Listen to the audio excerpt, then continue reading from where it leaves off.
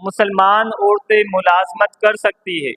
دیکھیں اسرائیل جیسے یہاں پر تو کوئی بھی اسرائیلی نہیں رہتا ہے، یعنی یہود و نصارہ ان میں جو اسرائیلی ہیں جو فلسطینیوں پہ ظلم کر رہے ہیں تو ان کے گھر میں کوئی ملازمت کر سکتا ہے؟ تو یہاں پر تو ایسا کوئی بھی کانسیپٹ نہیں ہے کہ یہاں پہ ان کے گھر میں ملازمت کی جائے۔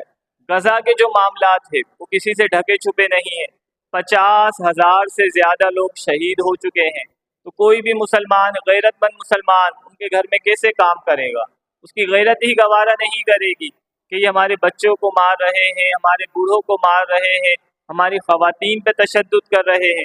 تو غیرت مند مسلمان تو ان کے گھر میں ملازمت کرنے کا تصور بھی نہیں کر سکتا، وہ تو یہ کہے گا کہ میں بھوکا مر جاؤں گا لیکن ان کے گھر کا نوالا نہیں کھاؤں گا، اور یہی غیرت کا تقاضا ہے۔ جیسے ہمارا یعنی اسلام ہمیں کہتا ہے کہ ان کے ساتھ بائیکاٹ کرو،